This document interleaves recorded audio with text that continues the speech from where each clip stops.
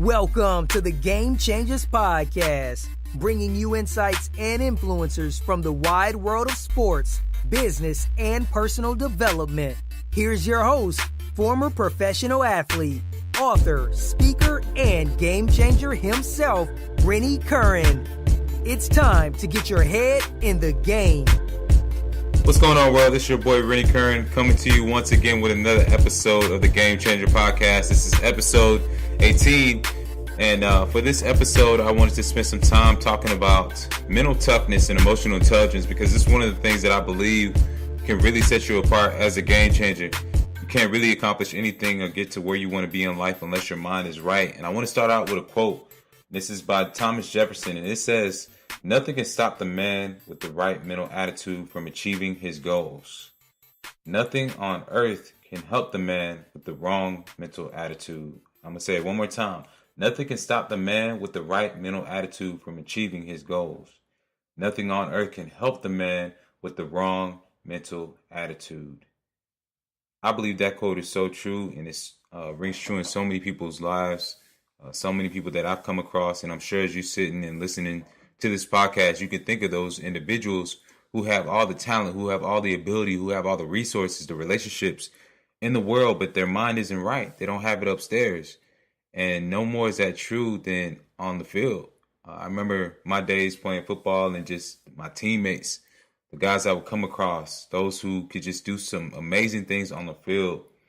And they had the speed, they had the strength, they had all the talent and the ability that you could ever ask for. And it was God-given. It wasn't most of the time even things that they had to go out of their way for. They just had it.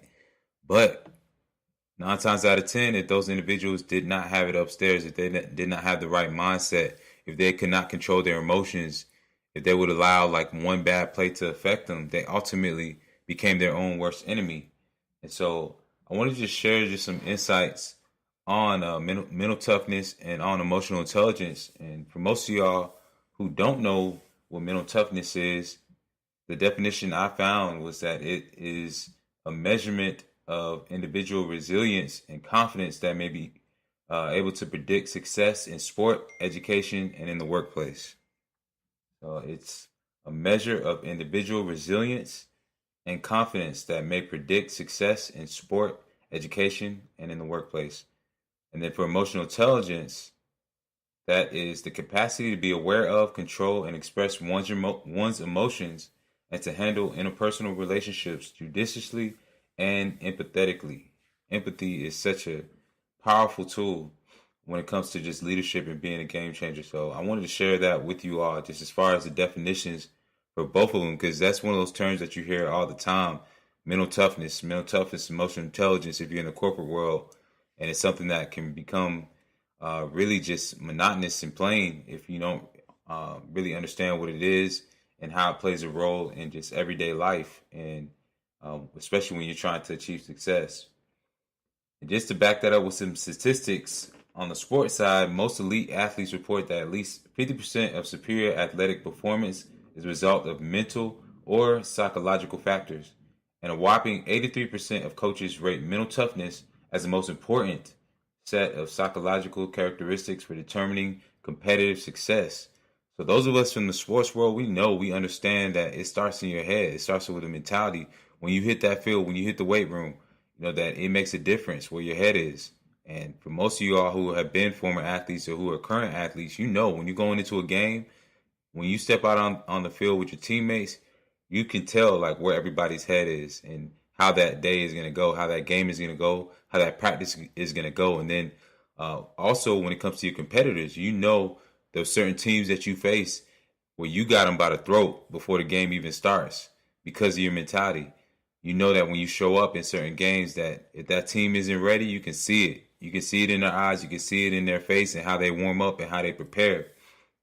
Same is true in the business world. When you're going into that business meeting or you're going into that presentation and trying to close a deal, and you know that you've prepared, you know that you are confident walking in, you know that you've studied, you know that you understand that industry and that trend, and that you can go in there and seal the deal.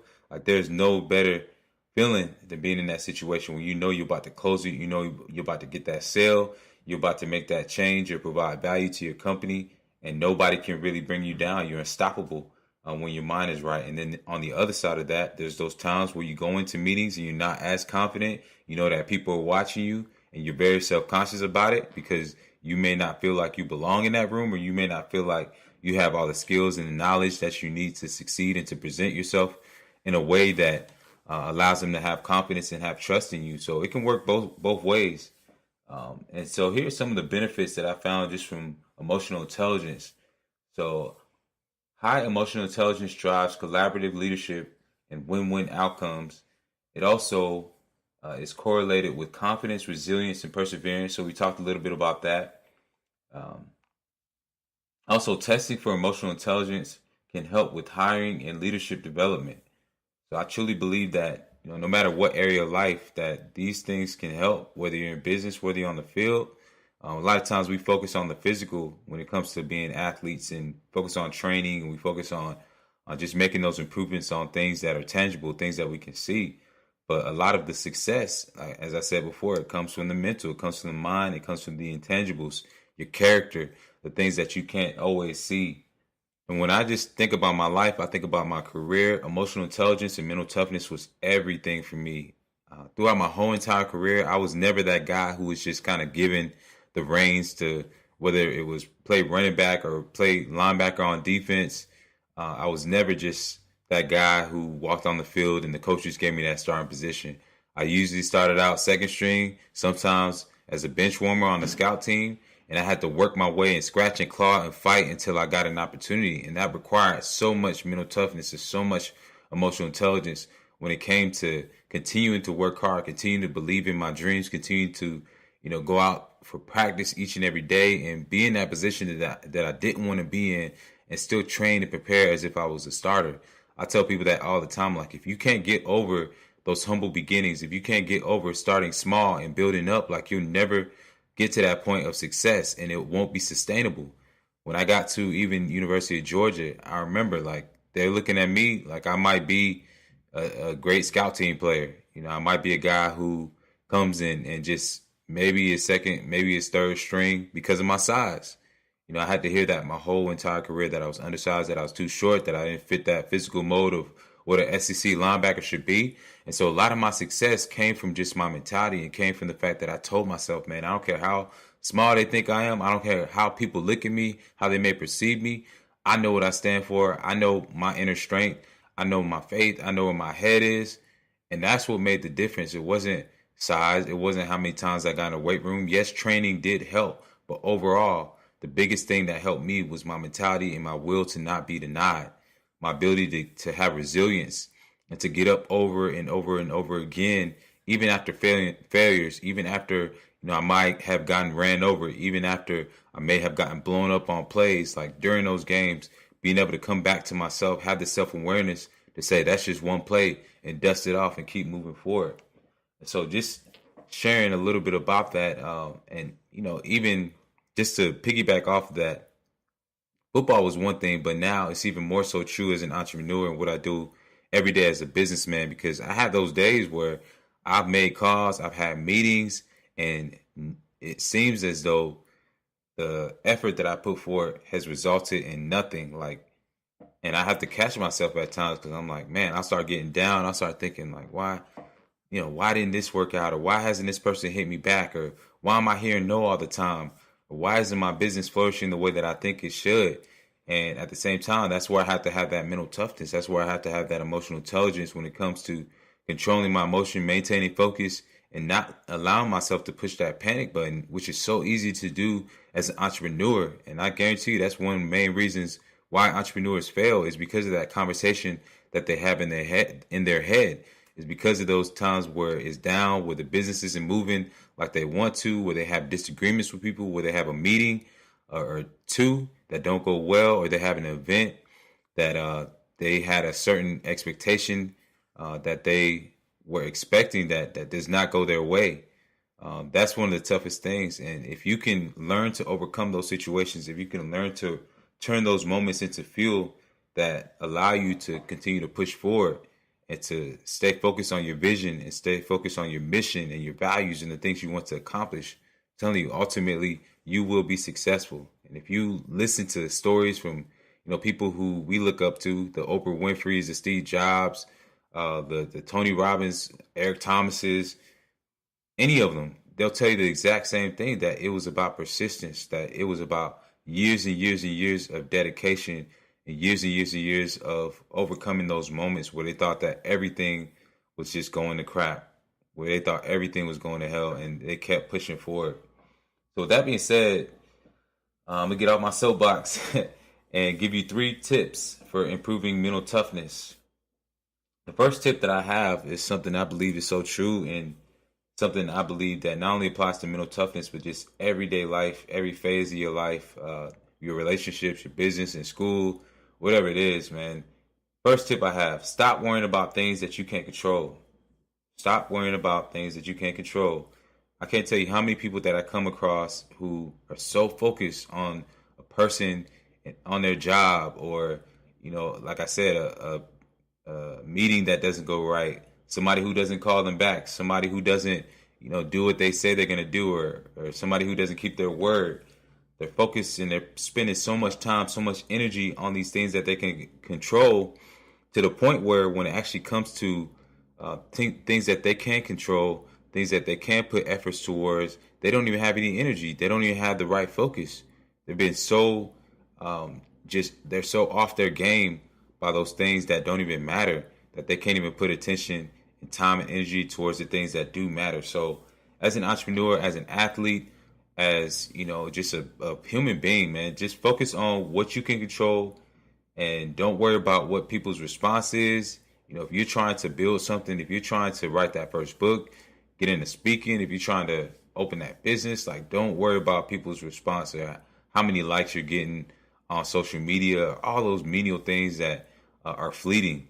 Because even if you do control those things that you ultimately can't control, like, you're always going to be insecure. You're always going to be up and down. You're never going to be secure, because it's always dependent upon something that you ultimately can't control, which for me, one of the biggest things is just getting acceptance from others. One day they might like what you do. One day they might like your post. One day they might like your business or your speech. Next day, they're in a completely different place. Like, you have no idea where people are when they're responding to you, or when they're trying to critique you, and all those different things. So that's my number 1 tip. Stop worrying about the things that you can't control. The next thing is to focus on the lessons and not the emotions. Focus on lessons and not the emotions. And this is something that is, once again, so just crucial to your success. When you put forth effort towards whatever you want to accomplish, and that effort does not go rewarded at that time, the most important thing you can do is not get down on yourself. Is not think about, oh man, how bad it feels, but to focus more on that lesson that you can learn, that you can apply for the next time, so that that result will be different. So, for instance, when it came to me doing my public speaking, or building that business, and building my business, and going out to, let's say, sell books, something as simple as that. When I became an author, I would get a table at an event.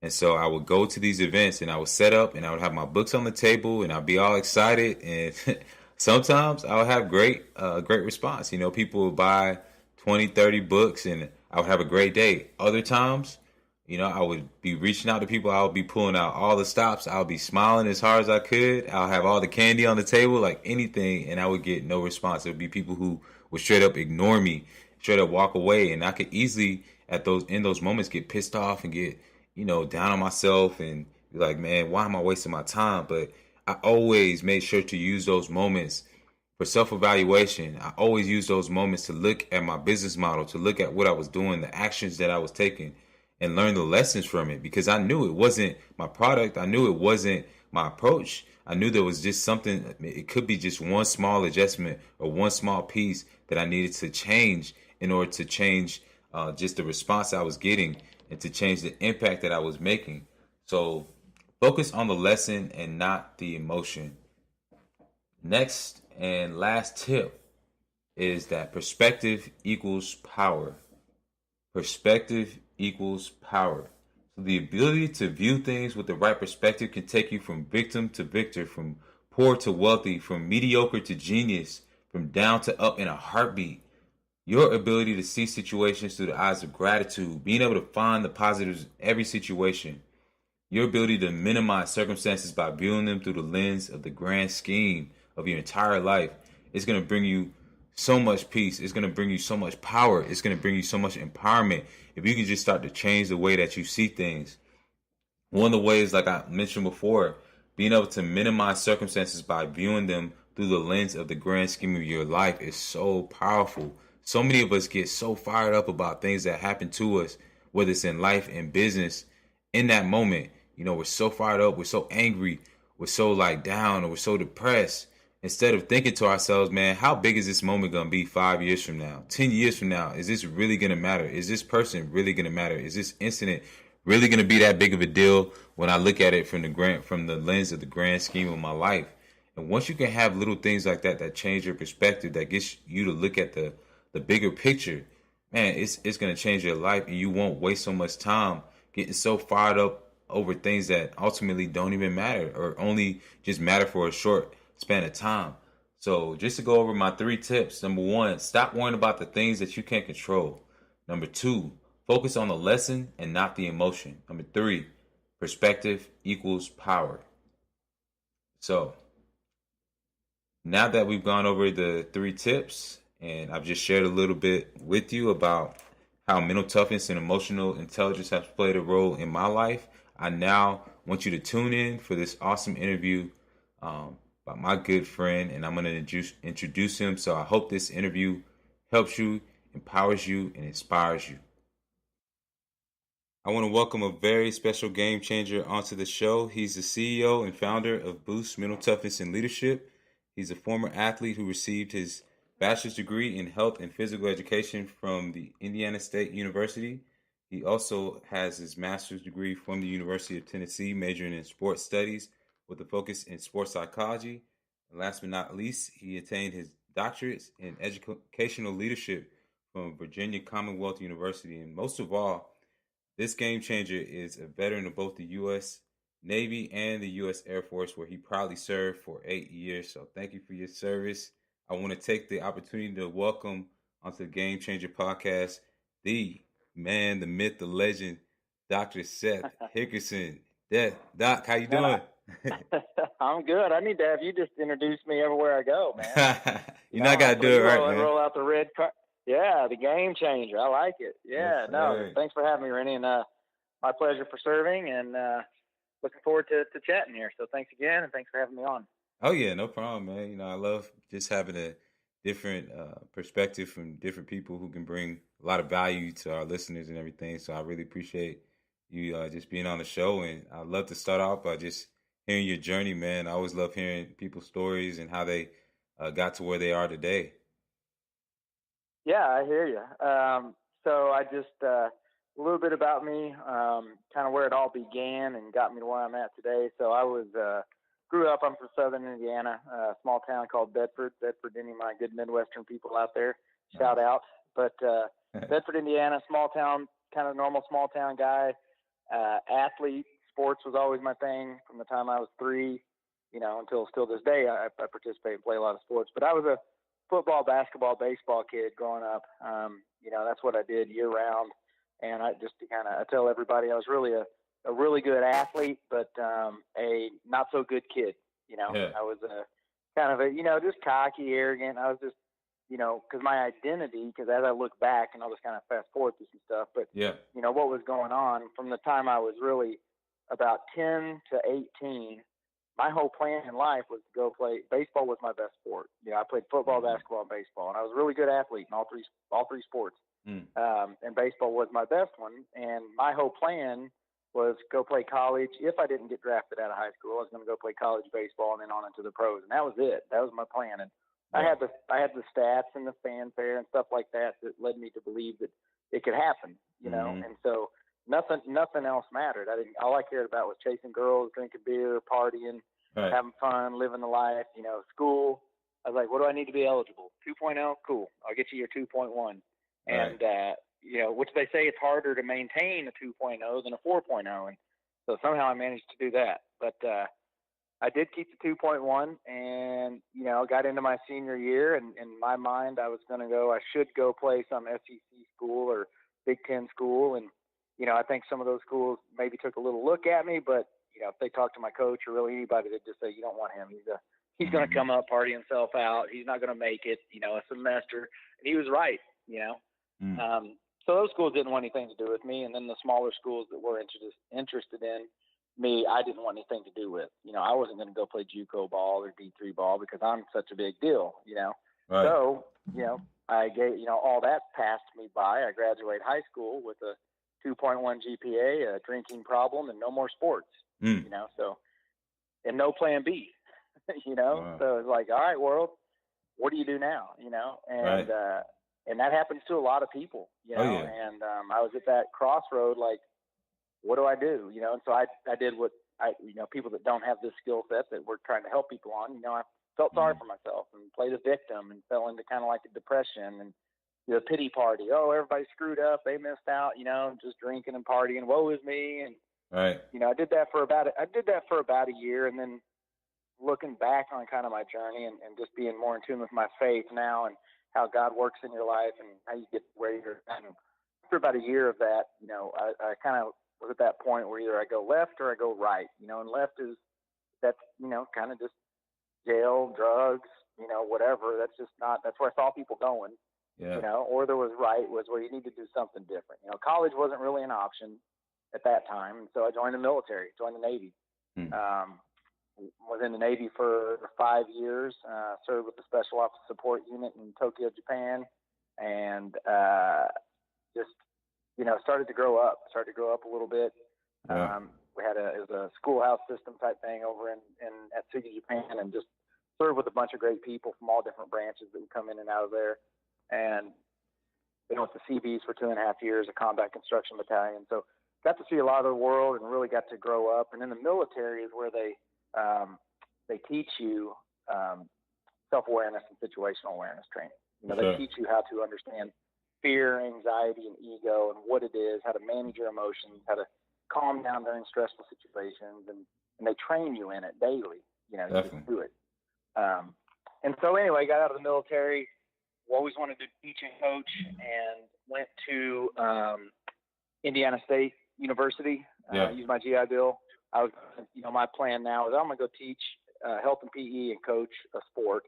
So I went there to go do that, and I got my teaching license K through 12 in health and PE, but as a sophomore, I took a class on sports psychology, just an elective. I thought that sounded interesting. I'd never heard of it, so was just fascinated by it after I got in there and started learning.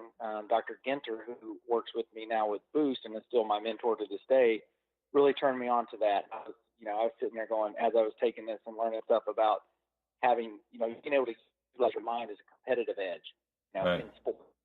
I was like, where was this when I was in high school? Why didn't I have this? Why didn't I ask about this and be taught? So I fell in love with it. Went to University of Tennessee, did my master's there in sports studies with a focus on sports psychology. Started really getting just kind of immersed in it. And actually, that's when I got back in the military. Was missing the military. And I'll speed it up here so we can get on. But got back in the military in the Air Force. Was doing Air Force Reserve stuff. Was thinking about going and getting commissioned and flying. Got my CSCS while I was in school there, Certified Strength Conditioning Specialist. So I just had all this background and stuff and was still trying to figure out what I want to do. And ended up getting offered a job at the University of Richmond, which I took. I was 30, so I was kind of like, do I really want to go fly and do this military thing, or do I want to kind of take this job? And so I took it, went to Richmond, and, oversaw fitness and wellness there for faculty, staff, and students. Yeah. Worked on the side at a big country club working with golfers on sport-specific training. And I don't call it sports psychology because that's not really what we're doing. It was more mindfulness, mental skills training, presence, awareness, overcoming, emotions. And so was doing that, just kind of loved. That was where my passion was, and I felt what my calling was. Yeah. Got my doctorate in educational leadership, then just had all this stuff and started talking with a friend about 5 years ago. And what we do, so this stuff that we do with Boost is not, I didn't invent all this, right? I tell people we're kind of like the Chick-fil-A of mental toughness. Sure. I didn't invent these skills. We just made it a lot better. made Yeah. it affordable, accessible, and typically in our country, whether you're in business or sports or whatever you're in, the only people that really get like exposure to this type of training is about the 5%. So we created, my goal and my vision was to make this available to the other 95%. Mm-hmm. And so, Gotcha. that's kind of all the background. And then it was initially just for athletes, and we've expanded now to open it up to other, targets, workforce, millennials, iGeneration, Yeah. and things like that, because it's a skill set a bunch of people need. But yeah, that was kind of the evolution, just learning, going through kind of all the stuff that I went through, all the pain and bad mistakes, a lot of it self-inflicted, a lot of it not, bouncing back, overcoming it, and then learning the actual psychology behind the stuff and learning the leadership. And, it's just a great skill set, and I don't want to keep things to myself. I want to share it with others. So Yeah. that's kind of where Boost came about. Awesome, man. Awesome. And was there like I call it kind of that game changing moment. Like if you think about a movie, was there like kind of that aha moment that happened for you where it's like, man, this is exactly what I need to do? Or was there a person who kind of suggested that you should go in this lane? I know you mentioned one of your mentors, but what were kind of those moments that led you to this that were game changing? Yeah, I mean, I think the first aha moment was when you just realized what the potential and the need and the gap was out there. Yeah. About 5 or 6 years ago, when I was, and maybe longer now, about 5 years ago, when I was at the University of Richmond, and my was semi COO now just good friend, but / also business advisor, Fred Bryant, who's another ex Army Ranger officer. So he worked for me at the University of Richmond, and he was a personal trainer, and and he's a brilliant, was still one of the smartest people I've ever met, and he knows how to start companies and do things like that. And he just saw my passion, and I was really changing kind of the lives of some of these members of this country club, not just with their golf game, but just kind of their personal lives. And these were guys that were 20 to 50 to 60. And, and he was just like, we were talking about it. And that's where we came upon that, like, really, in our country, nobody's doing anything with mental skills formally or proactively in any industry. And we can talk more about that. Kindergarten to college, businesses, everything's outward facing, IQ centric, learning tactics, outward facing tactics, sales technique, customer service, math, science, history, geology. That's all IQ, outward facing. And nobody was really doing any EQ, or emotional intelligence, inward facing stuff. It wasn't reactionary or wasn't just kind of like a weekend workshop. So once we started kind of wrapping our mind around it and just understanding the need, because of our country, that particularly the good old US of A, we're only 300 years old. We're not as old as China and Europe, and they do a lot of this stuff, and that's why they're very successful in a lot of things, and we've just never made it a part of our culture or the fabric of our society in sports, business, or whatever.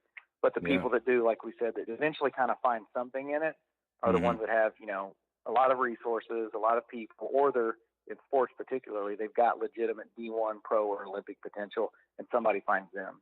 You know? Yeah. But once we were just like, man, this is, there's a huge market, a huge need. Yeah.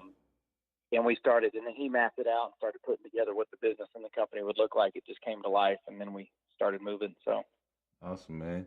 Well, I mean, you talk about the need, and I think we can all think of somebody who was a teammate on our former teams when we played, or somebody, for those who are listening that are in the corporate world, can think about a workmate that maybe has those challenges, or even in somebody's family. So next question I have, can you talk about some of those like ideal personalities that you see that truly could benefit from this, like maybe some of those trends that are ongoing? It could be with the youth or just with older individuals that could really benefit from this. Oh yeah. I mean, I'm not lying when I say everybody can benefit from it. Yeah. But I know that not everybody is going to do it. Not everybody's going to get into it, and that's fine. And we kind of make sure that we're only working with, like we use the term, people that are swimming towards us. We want the people that are, so the athletes out there that may be struggling with taking their game to the next level. Who are the ones that are really wanting to get that scholarship? Who are the ones that are, wanting to move up a roster spot? Who are the ones that are maybe already in the league looking for that next level, that next edge? Because your mind controls everything. That's what your body doesn't control your mind. Your mind controls it all. If you can control your mind, and that's what we tell our athletes, like, this is literally a secret skill set.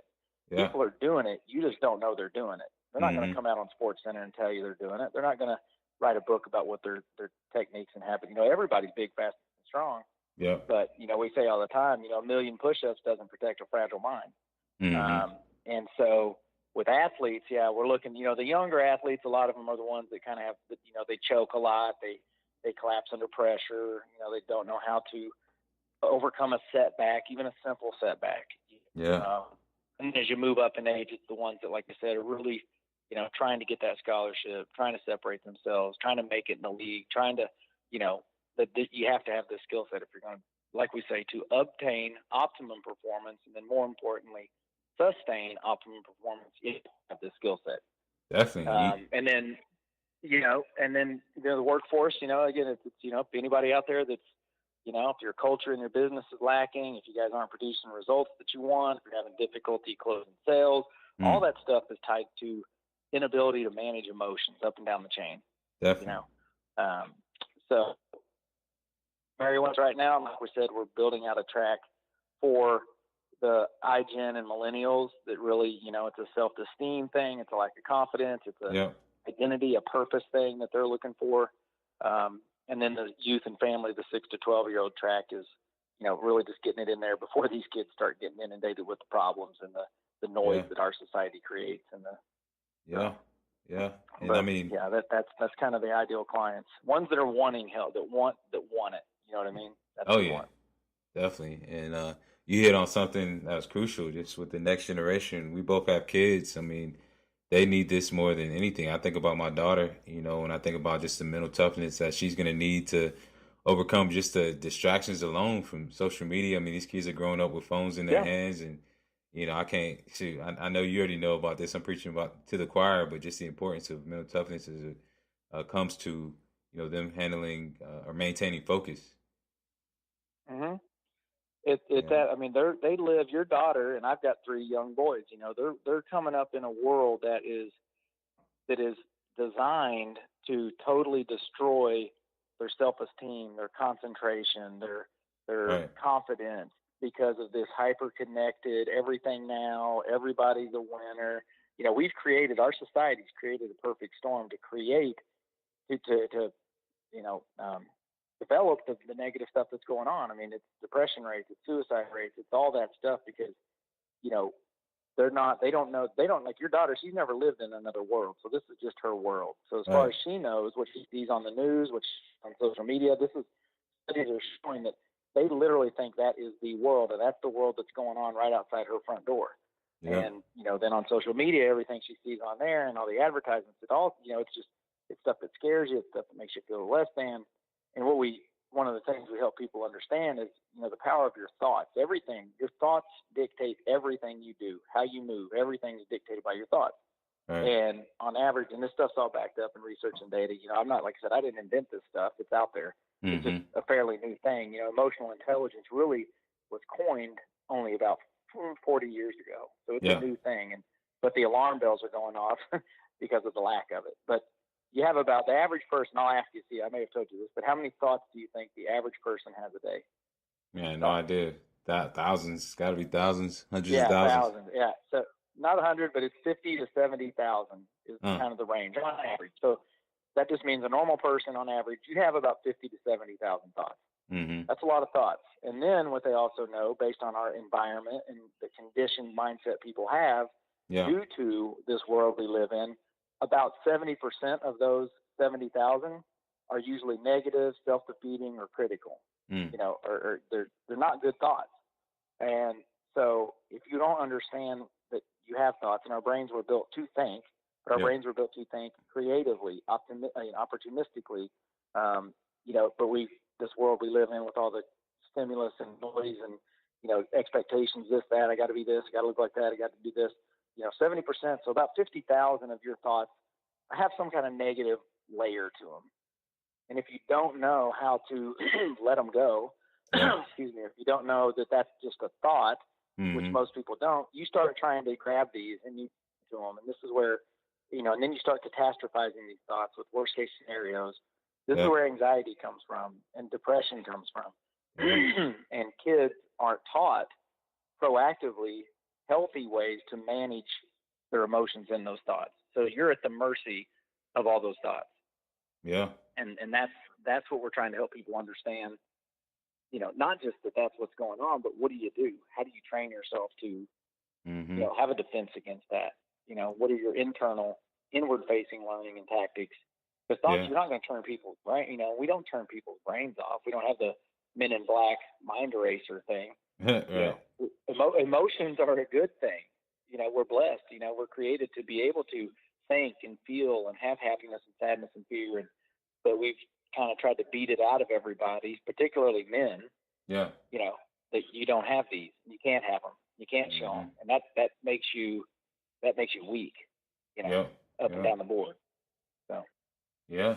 No, you definitely hit the nail on the head with that, man. And I think one of the scariest things about your thoughts, like you said, those inner thoughts that you have and the amount of thoughts that come through is a lot of them go undetected. So I feel like there's so many people out there who want to get to that next level, or want to accomplish something, or want to get in that relationship, but they have those so many negative thoughts that are coming through that are subconscious, that they can't even really they lack that self-awareness, like you said, to even know that they're there, and how to have the tools.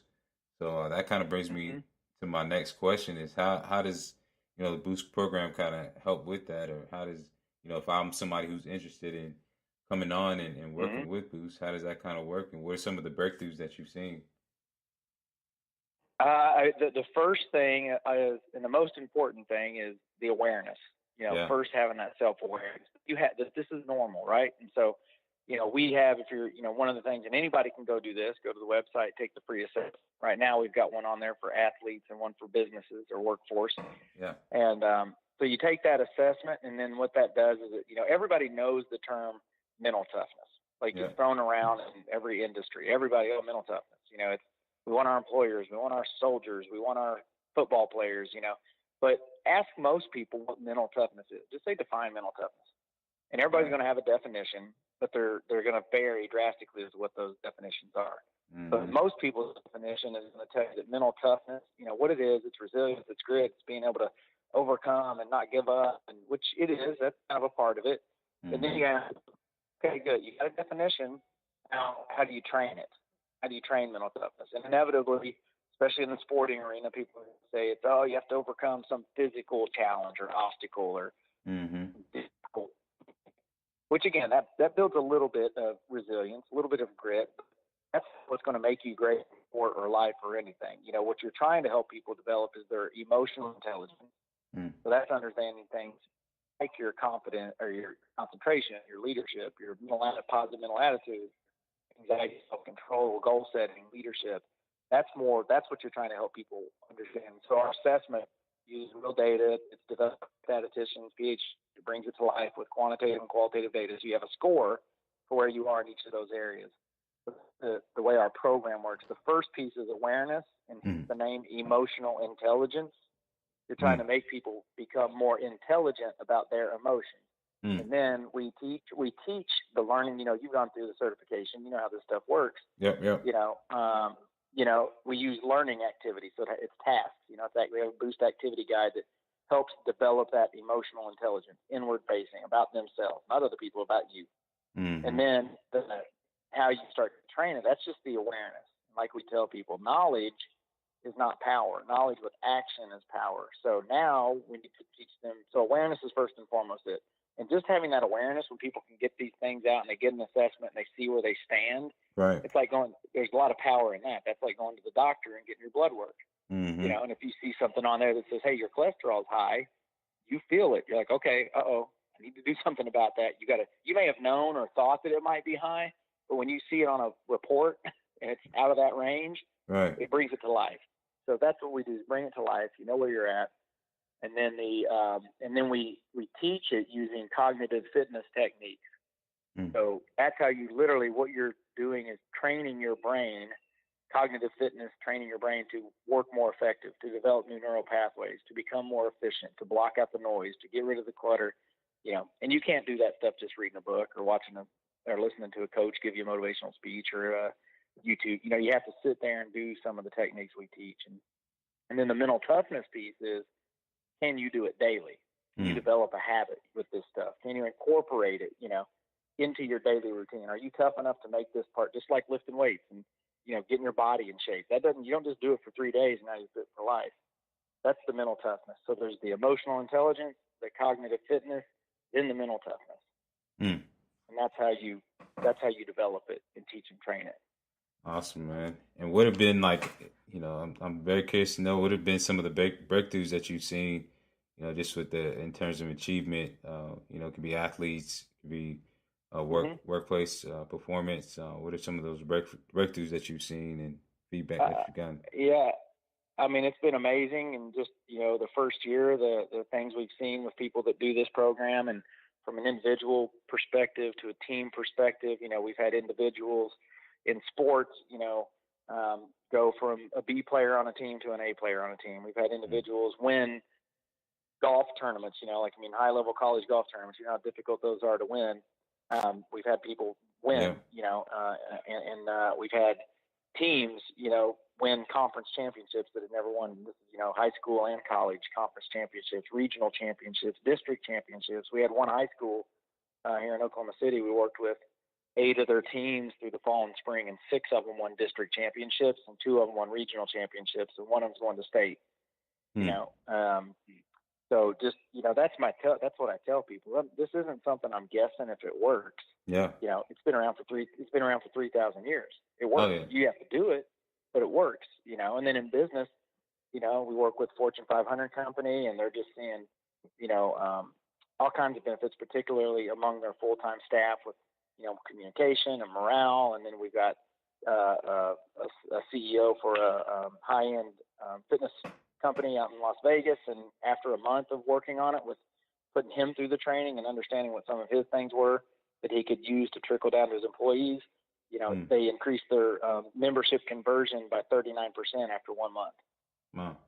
So, he spent how many thousands of dollars on trying to do customer service stuff and trying to do this outward facing stuff, and nobody's closing anything. And then it was him. He had to make some changes based on how he felt and communicate with his staff. And after he did that, within a month, 39% conversion rate. Awesome. So it's, a lot of, those are just a few, but there's a lot of it going on out there, and it's exciting. And that's why I get so passionate about getting it out there, is because I know what it can do for people. So. Yeah, I'm definitely a believer in it. And part of my story and why we were able to connect so well was because I personally, had to have some of the mental toughness and some of the techniques you talk about, just from environment. Absolutely. Just from being called undersized a million times, and from not having a family that, went through some adversity and some challenges early on. So I'd love to know kind of, how now that have these skills, how have they played a role in your life as a father, and everything that you do away from your business? Oh, they're everything. They're everything. It's like I said, this stuff, life's a struggle. It's always going to be. You're going to face challenges. I've had plenty. Some of my stories. I've lost a kid. I've dealt with alcohol. I've dealt. I'm not just some guy that just woke up and said, "Hey, let's just start a company. That'd be fun." Right. Like, you practice what you preach. And I know how it works, and it's what allows me as a CEO and as a husband and as a friend and all that stuff I have to be. It allows me to take what comes, good or bad, and be able to process it, respond, not react. That's where we're teaching people to be more responsive and less reactive, so you can handle those things. But you have to put in the training day by day by day by day, so that when that thing comes and hits you in the face, you're prepared for it. Whether that's a linebacker like you getting ready to smash a running back, if that's your adversity at the moment, and you just fumble the first snap of the game, how do you respond to that? Yeah. What do you do? And if you have putting in the work for weeks and stuff in advance, then when that happens, you're done. You check out, you fold, you don't know how to bounce back. And so that adversity can be a mother being diagnosed with cancer, like mine, or it can be literally a kid looking at a 3-foot putt. That's adversity. And if they don't know how physiologically that affects them and how to get over it, then it's going to get them. And it just, like I said, I practice it every day. I do my meditation, I do my gratitude journals, I do my daily reading. But the cool thing is, and as you know, it's not like when you go to the gym, you got to put in work for an hour, hour and a half. This is 10 minutes a day, 5 minutes a day, 15 minutes a day, ideally in the morning. You control the day or it will control you. And so but you have to learn how to do it. You have to learn what you like, and then you have to just be mentally tough and do a bunch of it, every day, so that when that stuff gets sideways, you're ready. Yeah. That's awesome, man. Appreciate you sharing that. And, I was curious to know, like you said, this is something that, it's been around for a long time, but in terms of, the emotional intelligence, the importance of it, and the mental toughness as a skill set, I know there's a lot of people out there who don't fully understand it. And can you talk about just some of the challenges that you face in terms of getting people to kind of understand, or what the perception is from people on what they think it is? Yeah, that's what you had mentioned, the key word there, skill set. That most people, when you go out and you talk to them about this stuff, they don't. Mental skills training is a skill set, and so that means it's something that you have to do daily, routinely, to get better at it, And I had a golf team that I worked with here, and I was asking them when I came in, and so what did you guys done? This is a high-level golf team, and golf is the most mental sport out there. What have you guys done for training, with this? Have you ever done it? I'm like, oh yeah, we had a sports psychologist come in a couple years ago, and we did a 3-hour workshop on visualization. And I was like, okay, and then what? And they're like, and that's it, and that's what people are doing, They don't understand that that's not going to do anything. That gives them a little information that they may or may not use. And then then they go back to their old habits, they're not going to go back and start really digging into what visualization is and starting to deepen it and learn it, so that's the biggest thing, particularly in sports, is that they don't understand it's a skill set that you've got to carve out weekly time, just like you do everything else, your physical and technical training. Yeah. And then, in the business world, it's still just, the business world's still kind of based on a lot, still kind of like, industrialism, hierarchy, it's top-down approach. It's, a place that everybody follows to do systems, and our world just is not really working like that anymore. And it's changing. And so, emotion plays a big role in everybody in business. Right. What happens in business particularly is because people don't understand how to manage their emotions, and they become, like we said earlier, they're reactive. So you react to everything. Something pisses you off, you get reactive. Somebody doesn't do something you want, you get reactive instead of responsive. And if you're reactive, the people you're talking to are reactive, then it's not good communication. It's not good decision making. And you make, millions and hundreds of thousands of dollars of bad decisions based on your inability to be responsive and be aware of, emotional intelligence is not just about being aware of your emotions. It's also being aware and in tune of other people's emotions and knowing, I tell people all the time, particularly in business, it's, emotional intelligence is saying and doing the right thing when the wrong things are happening. When the wrong stuff's going on around you, can you say and do the right thing? Or do you react and start compounding those wrong things? Yeah. But that takes skill. It takes practice. It takes discipline. It takes habits, so that when those wrong things are going on, your knee-jerk response is the right thing and not the wrong thing. And not backtracking and backpedaling and scrambling, and which is what happens. Yeah. So you get a lot of it. And then there's still our country. People think, oh, mine. They think mental skills, is that like some transcendental Buddhism? Is it this? You're going to come in? I mean, I've heard everything. You're going to bring in like yoga instructors, or you're going to bring in, they don't know what they don't know. And the biggest problem is most people think they know. Yeah, exactly. And it's okay to not know. You know what I mean? It's ego, right? Yeah, it's okay. I'm not saying, that's why I hate using the term mental toughness, because if you come and talk to a football team and you ask them about it, and the head coach, you don't think we're mentally tough? All right. Well, first and foremost, I say, yes, you're correct. No, I don't think you're mentally tough, because I just know you're not. Now, you may think you're mentally tough with what you think mental toughness is, but, there's just, everybody's got room for improvement. And you go work with Navy SEALs, and they work with this stuff all the time, and they've got room for improvement, Yeah. So it's a learning thing. Are you willing to learn? It's your brain. Do you want to train it? Do you want it to work for you or against you? In sports, we say that all the time. You can make your brain your worst enemy or your best teammate. Definitely. Yeah. So.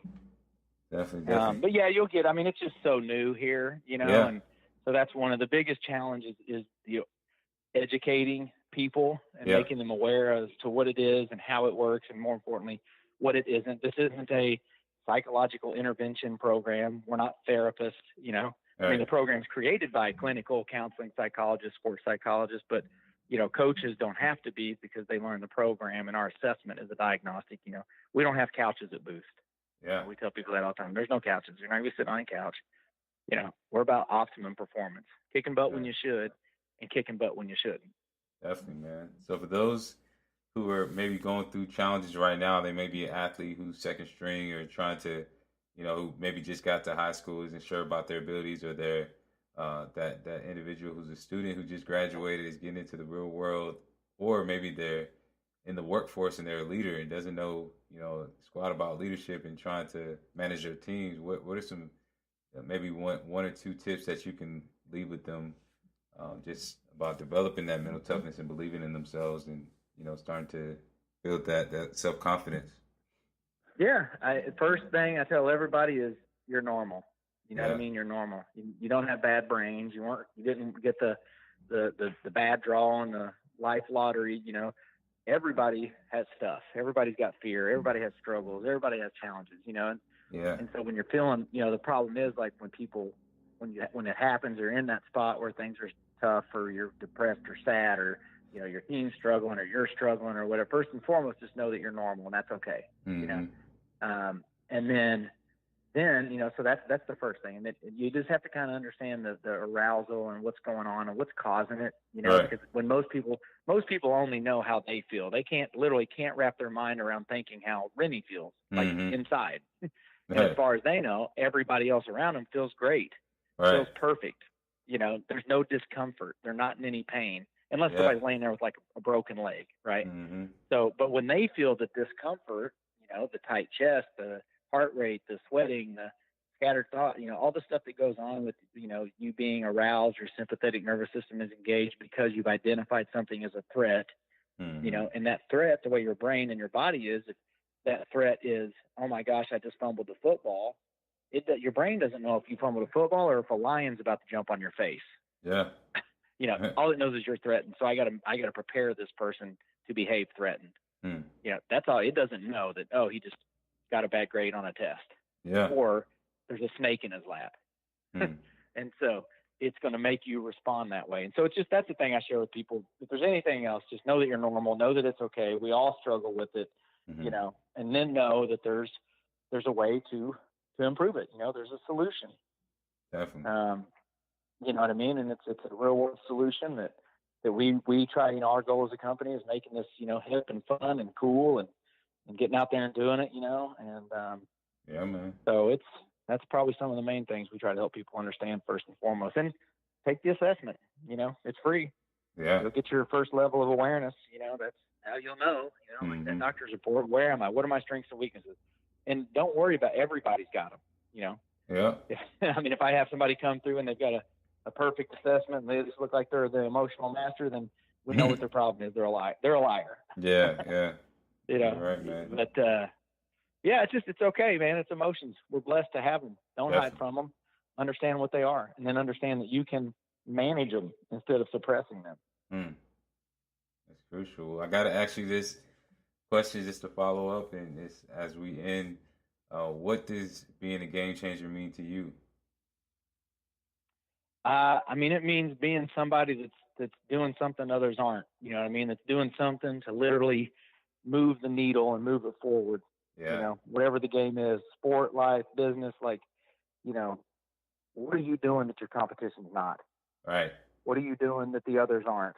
You know, and that's what, you know, changing the game is, in my opinion, you know, and we're trying to change literally the game in a bunch of ways with this skill set. Definitely, man. Definitely. Awesome, man. And last but not least, how can our listeners get in touch with you? How can they take the assessment and start getting on the path to mental toughness, emotional intelligence, and taking their game to the next level? Yep, I'd say the website is the primary place to start, www.aboostabove.com. The company's Boost, Mental Toughness and Leadership, the website, aboostabove.com. And you can go on there, check out the website. You can take the assessment for free. You'll see links on there. Again, there's the business and the athlete. Just take those. It'll generate a profile.